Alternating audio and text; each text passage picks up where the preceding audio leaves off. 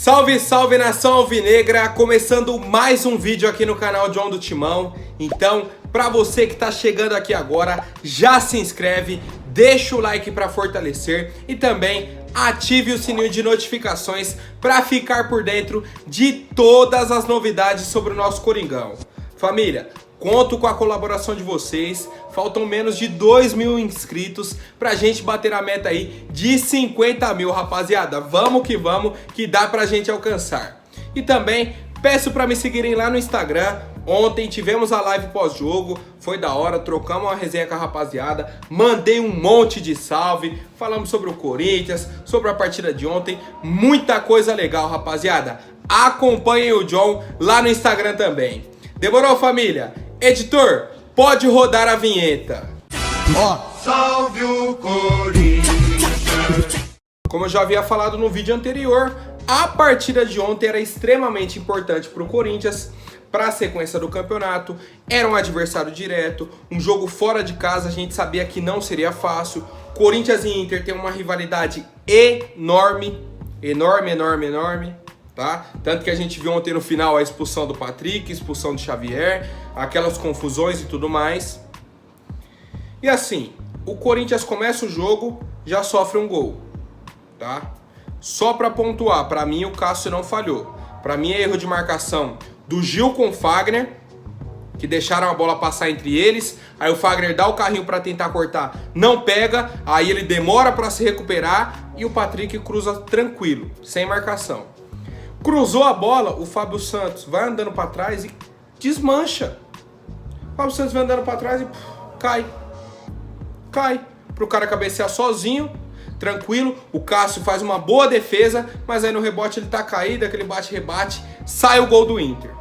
Então o Corinthians fora de casa, com placar contra, tava perdendo já desde o comecinho, foi com 8 minutos aí o gol do Inter. Ficou aquele jogo amarrado, o Corinthians tentava sair, mas estava errando muito passe besta no meio campo. Muito passe. Tá? O Gabriel sem intensidade na marcação, o Juliano sem intensidade na marcação, Renato Augusto sem intensidade na marcação, Roger Guedes sem intensidade na marcação. O time do Corinthians não tem intensidade sem a bola. É um time apático, que não briga. Tá? Aí o Silvinho entrou com o Vitinho aberto, pra mim foi um erro. Com o Gabriel de titular, pra mim outro erro. Tá? Aí quais são as mudanças dele já no segundo tempo? Com 10, 12 minutos. Tirar o Gabriel e tirar o Vitinho. Aí ele põe o Gustavo Mosquito. Aí ele põe o Duqueiroz. Por que o Duqueiroz já não entrou como titular? Se ele não queria o Cantillo. Pô, o Duqueiroz já vem jogando. Bom de bola. O Duqueiroz entrou, já mudou. E aí, vamos falar sobre o empate do Corinthians. Como que foi a jogada? O Juliano com a bola no meio, acha o Gabriel Pereira. E o que o Juliano faz? Infiltra, faz o facão no meio da zaga do Inter. Pro Gabriel Pereira dar o tapinha com a zaga saindo, ele sai cara a cara. Pô, é o básico do futebol. Tocou, infiltra, passa pra receber. Aí recebe cara a cara, tira o goleiro, faz o gol. Ponto, é difícil? Por que saiu o lance do pênalti da virada? O Renato Augusto lá na ponta esquerda. O Roger Guedes vem, dá o tiro, acelera, porque quem vinha acompanhando ele era o volante. Aí ele acelera nas costas do marcador do Renato Augusto, para ele dar a bola no fundo e o Roger sair no mano com o zagueiro. Que ele dá o corte e sofre o pênalti, vai para a linha de fundo. Tá entendendo? O Renato Augusto cai do lado esquerdo, o Roger Guedes ultrapassa, o Juliano recebe, toca e passa. Se projeta. Pô, o Corinthians não sabe fazer o triângulo. Domina o Fagner, toca no Gabriel Pereira. O Gabriel Pereira ou devolve no Fagner ou tem que ir pro mano. Não tem um cara no meio pra encostar pra fazer esse triângulo. É difícil, cara. É o básico do futebol e o Corinthians não faz. Não faz. Quando colocou a bola no chão, começou a tocar e passar, se movimentar, com um pouquinho mais de intensidade no jogo, virou a partida. Virou, aí vai, abaixa as linhas, começa a jogar com inteligência para passar o tempo e ganhar os 3 pontos. Tá? Nesse momento, acho que o Silvinho acertou. Que ele errou na escalação, mas aí depois ele acerta, que ele tira o Gabriel e tira o Vitinho. O time vira, desce as linhas. Beleza, vamos armar um contra-ataque para matar o jogo. E aí, um erro individual do nosso goleiro Cássio. Também o Fagner, sem intensidade na marcação naquele momento. E a gente sofre um empate do Internacional aos 47, 48 do segundo tempo. Coloquei até uma enquete no Instagram que eu quero saber a opinião de vocês. Se o Cássio falhou ou não. Pra mim, falhou. Porque ele vai pra bola e já desiste. Pode ter até um pequeno escorregão e tudo mais, mas ele desiste do lance no meio do chute do cara. Não sei se ele não tava esperando. Não sei, cara. Sei que um chute que, sei lá, poderia ser despretensioso, empate do Internacional, menos 2 pontos pro Corinthians, continua colado no Inter. O Fluminense tem um jogo atrasado, se vencer o Corinthians é o 8º colocado do Brasileirão. Então um jogo pra gente se estabelecer em 6º colocado, ficar mais tranquilo, buscar os times da frente, a gente pode terminar em 8º, cara. Esse foi o resumo da partida de ontem. Quero saber a opinião de vocês, rapaziada. O que acharam do empate de ontem entre Corinthians e Internacional? Outra informação importantíssima é que o Cássio recebeu o 3º cartão amarelo e desfalca o Corinthians contra a Chapecoense, tá? E aí a gente volta para aquela discussão. Quem será o titular? Matheus Donelli, que vem sendo sempre aí o reserva imediato do Cássio, no banco, não sempre relacionado para as partidas, nunca saiu e tudo mais. Ou o Carlos Miguel, que foi relacionado pela primeira vez para esse jogo. E aí, será que o Silvinho vai ter coragem? A informação que eu tenho é que o Matheus Donelli já está confirmado como titular para o jogo contra a Chapecoense, tá? Porque ele seria já esse reserva imediato, é o cara que vem treinando há mais tempo, que está bem fisicamente e a comissão técnica, né, o julga como preparado para a partida de segunda-feira contra a Chapecoense. 100% da torcida, eu pretendo estar lá. E aí, rapaziada, qual que é a opinião de vocês sobre essa escolha do Silvinho? Tá certo? É o Matheus Donelli mesmo para colocar como titular? Ou o Carlos Miguel poderia merecer uma chance? Eu não vou afirmar isso, rapaziada, porque não tô no dia a dia. O Carlos Miguel chegou agora e tudo mais. É uma contratação importante. O que a gente queria saber? Por que contratou e o cara nunca foi relacionado? Aí foi pela primeira vez, certo? A gente elogiou e tudo mais. Mas assim, quem tá no dia a dia é a comissão, vai saber avaliar. Pô, nesse momento o Matheus Donelli tá melhor preparado do que o Carlos Miguel. Então, beleza, tá? Eu quero ver se o Matheus Donelli for bem, se o Silvinho vai ter peito de ir na próxima rodada, na outra, de não manter o Cássio. Pra mim, ele vai só passar esse jogo aí de suspensão e o Cássio retorna pro gol do Corinthians, mesmo eu não concordando, e vocês sabem a minha opinião. Demorou, rapaziada? Comentem aí, por favor. Agora falando sobre o mercado da bola, o Internacional tem interesse em contratar o zagueiro Bruno Mendes, tá? A gente já sabia que ele estava jogando bem lá, já falei diversas vezes aqui para vocês. Bruno Mendes está emprestado para o Internacional, certo? É um jogador aí que pertence ao Corinthians e tudo mais. O Corinthians falou, ó, preciso dar uma enxugada na folha salarial, vou emprestar o Bruno Mendes. Emprestou, tal, começou a jogar, jogou Libertadores, jogando Brasileirão e tudo mais. A torcida do Inter ama o Bruno Mendes.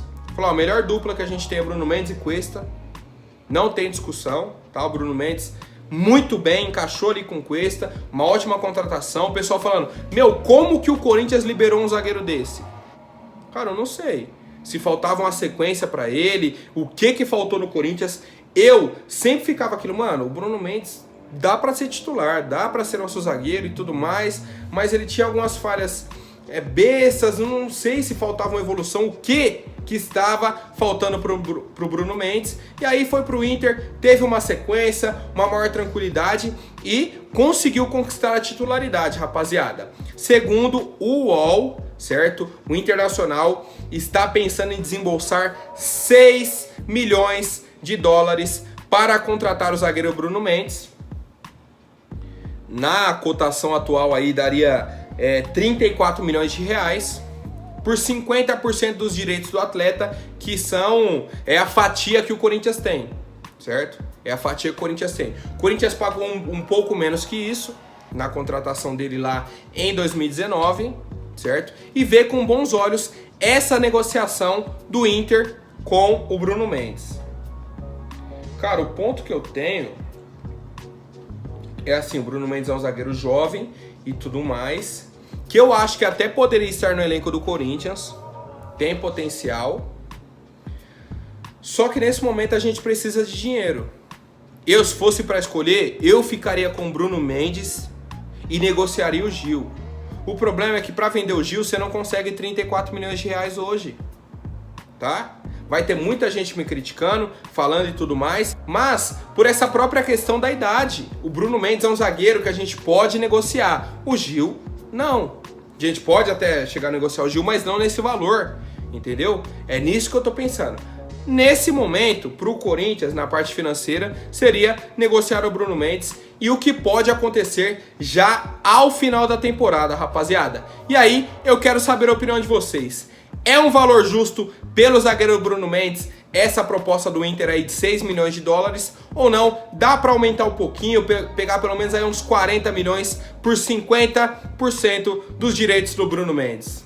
Agora, rapidinho antes da última notícia, vou pedir para quem não for inscrito, se inscreve aí embaixo e já deixem o like para fortalecer. Rapaziada, o Chicão colou lá no Podpah, falei um pouco sobre a entrevista dele ontem, aquela questão do Neymar e tudo mais. E eu vi outra coisa que eu queria trazer para vocês, que eu achei muito interessante, cara. O Chicão falando sobre a final do Mundial, certo? A gente sabe que é um dos jogos mais emblemáticos aí do time do Corinthians e tudo mais. E aí ele falou, vou até pegar a fala completa dele aqui, do clima que tava antes da partida com o Chelsea e qual foi a resposta do Corinthians dentro de campo. Ele falou o seguinte, ó: a gente estava no vestiário e os caras do Chelsea olhando meio de cima para baixo para o Corinthians. Deu para perceber isso. Eu falo porque eu percebi. Só que a primeira bola do jogo, todo mundo sabe o que aconteceu. Eu mandei o Hazard lá no escanteio e falei: vocês têm que respeitar a gente. Cara, é a primeira bola que o Hazard vai, o Chicão já dá um carrinho e levanta e tal. O ponto interessante dessa resenha é que assim, se o Chicão não falou inglês, o Hazard não entendeu, certo? Ou não falou o francês, né, da Bélgica e tudo mais. Se não falou isso, o Hazard não deve ter entendido, porque o Hazard não fala português. Mas, se você tá jogando contra um time estrangeiro, primeira bola, você vai pra cima, o cara já dá um carrinho, já levanta gritando e não sei o que, você já dá uma... Você entende, sabe? Que tipo, o cara tá impondo respeito, tá ali, tá... Ó, eu tô aqui também. Então, mesmo que o Hazard não tenha entendido exatamente o que o Chicão falou, ele entendeu o clima. E o Corinthians, ó, no meio dos caras, não dava espaço, marcando em cima e tudo mais. E o resultado, a gente sabe, né, rapaziada? O Chicão ainda falou um comentário muito interessante sobre o Danilo, certo? A tranquilidade que ele passou para a equipe, e eu vou compartilhar aqui com vocês. O Danilo já tinha sido campeão mundial e falou: cara, o primeiro jogo é o mais difícil porque você transfere a responsabilidade para o europeu depois. Todo mundo coloca o europeu como favorito, mas quando a bola rola, esquece tudo e vamos ver quem é quem. A responsabilidade é muito grande na semifinal para todos os times sul-americanos. Você tem que passar e pelo menos chegar até a final. Nós chegamos. Pô, e com certeza, o jogo da semifinal lá do Corinthians foi 1-0 também. Um jogo muito complicado. A gente fez o gol no primeiro tempo, né? No gol de cabeça lá do Guerreiro.